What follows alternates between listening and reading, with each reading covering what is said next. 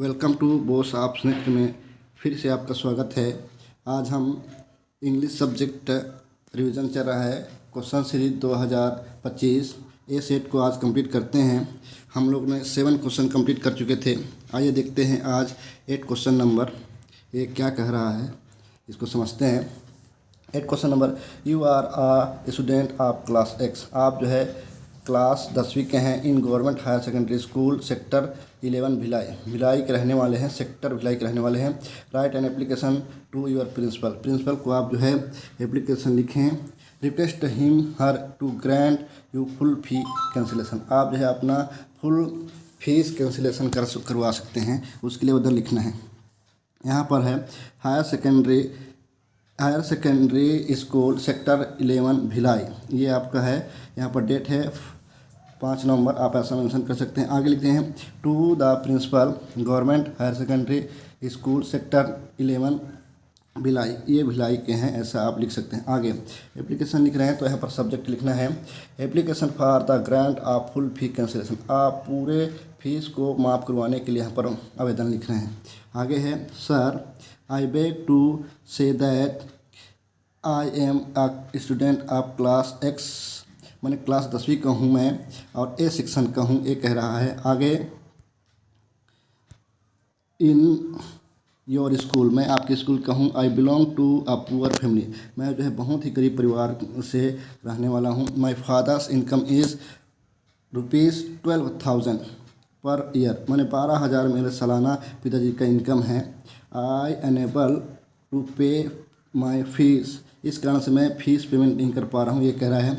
So kindly grant मी full fees cancellation, इसलिए कृपया करके मुझे पूरे फीस को माफ़ करने की महती कृपा करें, कह रहा है। So that I may be able to continue my study, जिससे मेरा पढ़ाई जो है कंटिन्यू चलता रहे विथआउट मच डिफ़िकल्ट, इसी कारण मुझे परेशानी ना हो, ये कह रहा है। I will ever remain thankful, मैं आपको फिर से धन्यवाद प्रेषित करता हूँ to your for this kindness, आपकी इस दयालुता के लिए। आगे है यहाँ पर लिखना है आपको थैंक यू, फिर यूर ओबिडेंटली, फिर आपको वहाँ नाम रहेगा, फिर क्लास का, फिर सेक्शन, फिर कहाँ के हैं, भिलाई के हैं, फिर डेट। इस तरह से ये आपका हो जाता है 4 नंबर का। इसी में अथवा दिया हुआ है क्वेश्चन 8 का ही क्या दिया हुआ है, you are Sushil inviting at teacher colony Ambikapur. You are Sushil living at teacher colony Ambikapur, आप जो है सुशील हैं जो टीचर कॉलोनी अंबिकापुर में रहते हैं। यू फ्रेंड्स अमित, आपके दोस्त जो रेलवे कॉलोनी दुर्ग में निवास करते हैं। Has passed his examination first division scoring 85% marks, वो जो है एग्जामिनेशन में 85% मार्क लेकर आके फर्स्ट डिवीज़न आया है। Write a letter congratulation him for his success, उसकी सफलता के लिए आप उन्हें बधाई देने के लिए आवेदन पत्र लिखिए, ये कह रहा है।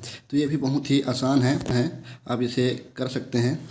चलिए देखते हैं इसके लिए क्या है आंसर। यहाँ पर रेलवे कॉलोनी दुर्ग, ये रेलवे कॉलोनी दुर्ग के हैं जो आपके सुशील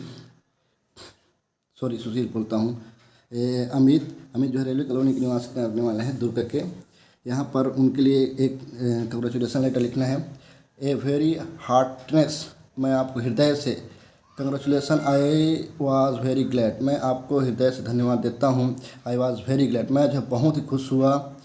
learn about your brilliant success, आपके जो सक्सेस का मैं समाचार सुना वो बहुत ही सुखद और बहुत ही हृदय में उत्पन्न होने वाले खुशी को व्यक्त करता है। यू हैव गुड मार्क्स, आपने बहुत अच्छा सुंदर मार्क्स लिखा है।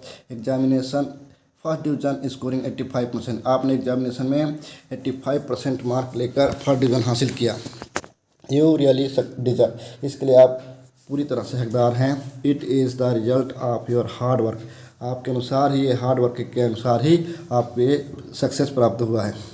My parents also join me in sending their congratulation, मेरे पिताजी लोग और मैं आपको इसके लिए बधाई देते हैं, प्रेषित कर रहे हैं। We also wish you bright future, आपके भविष्य के लिए ये बहुत अच्छा हो, ऐसा आप करते हैं। उसके बाद यहाँ पर यूर सिंसियरली लिखना है, फिर कौन लिख रहा है, सुशील लिख रहा है, इसके लिए लिखना है। सुशील लिख रहा है किसके, अमित के लिए। इस प्रकार से ये 4 नंबर का ये भी है। आगे देखते हैं। Answer the flowing questions in 2 to 3 sentence, 2 या 3 सेंटेंस में आपको आंसर लिखना है। क्वेश्चन नंबर 9 से 12। चलिए देखते हैं question number 9। Why is the national anthem not play in the cinema hall this day. आज के दिन में सिनेमा हॉल में राष्ट्रीय गान को क्यों नहीं बजाया जाता, ये कह रहा है। तो इसका आंसर ये रहेगा, the national anthem is not play in the cinema hall this day. आज के दिन में जो राष्ट्रीय गान उसे सिनेमा हॉल में नहीं बजाया जाता। Because it was found that the people use to leave the hall. लोग बाग जो है नेशनल एंथम बजने पर क्या होते हैं, मिडवे में छोड़ के चले जाते हैं हॉल को, मिडवे में। फिर laughing, shouting and creating a rocket. वो लोग हंसते हैं, चिल्लाते हैं और रॉकेट बना के इधर उधर फेंकते रहते हैं। इस कारण से जो है शासन ने इसे नेशनल एंथम को सिनेमा हॉल में बजाने से मना कर दिया। आगे क्वेश्चन नंबर 10 दिया है, write down the 3 actions that marks uncle Podger a funny character. Uncle Podger का फनी करेक्टर के बारे में यहाँ 4 ठो आपको लिखना है, फनी करेक्टर लिखना है। फनी करेक्टर लिखना है कि किस तरह से वो फनी है। चलिए इसको भी देखते हैं। यहाँ पर आंसर है,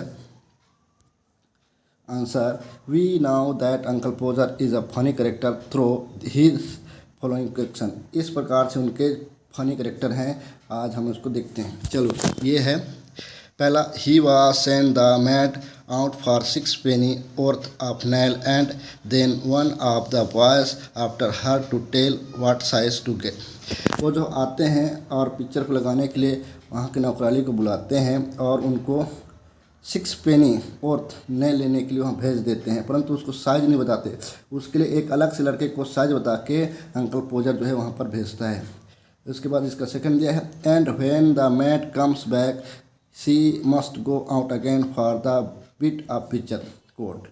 उससे मैट पर जैसे ही वापस आते उसको फिर से पिक्चर कोड के लिए वहाँ पर भेज देता है, कहाँ पर ड्राइंग रूम में रखा रहता है उसके लिए। उसके बाद थर्ड दिया है, then he would get up and feed that he had been sitting on. जब वो अपने कोट पर ही बैठे रहते हैं तो उस समय वो ढूंढते रहते हैं और वो कोट के ऊपर ही वो बैठे रहते हैं। इस तरह से अंकल पोजर का फनी करेक्टर है।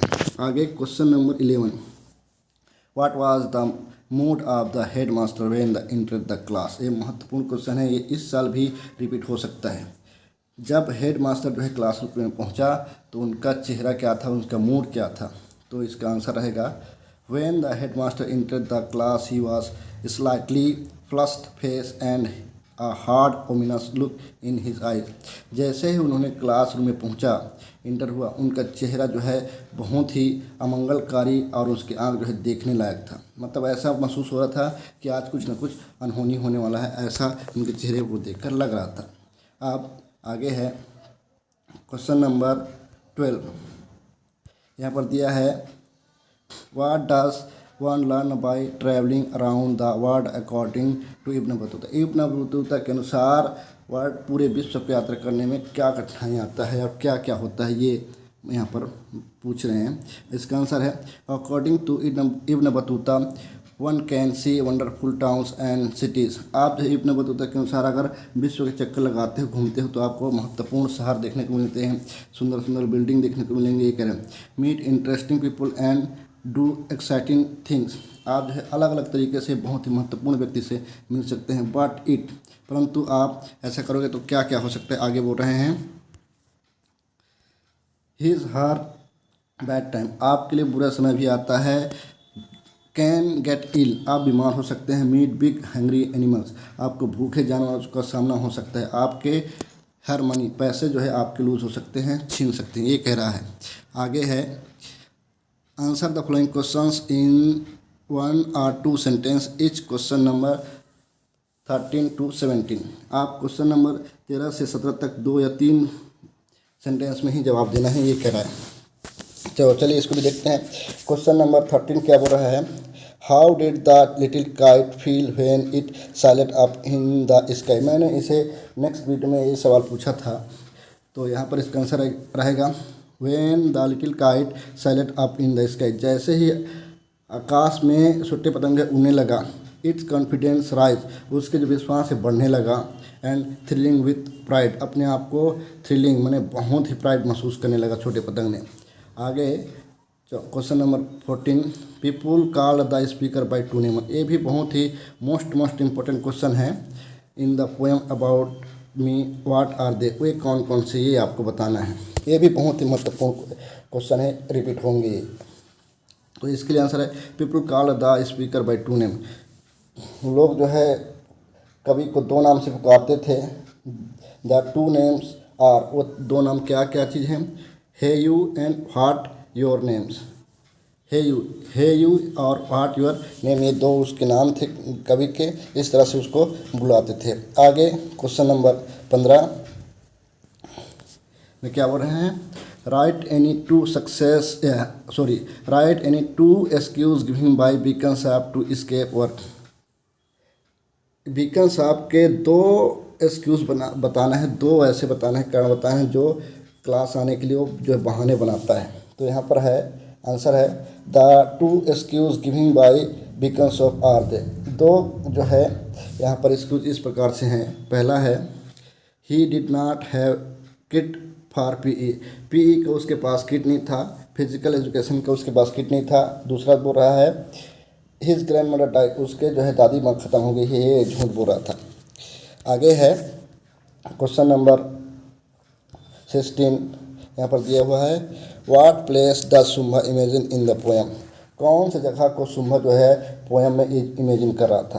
तो इसका आंसर होगा शुंभा इमेजिन एडवेंचरस। शुंभा जो है साहसिक कार्य के लिए क्या कर रहा था? इमेजिन कर रहा था। प्लेस इन द पोएम में forest, jungle, waterfall, golden and टाल हिल्स एंड केव्स, उन्होंने बड़े बड़े पर्वत और गुफाओं और गोल्डन हिल्स के बारे में वो क्या कर रहा था? कल्पना कर रहा था पोएम में।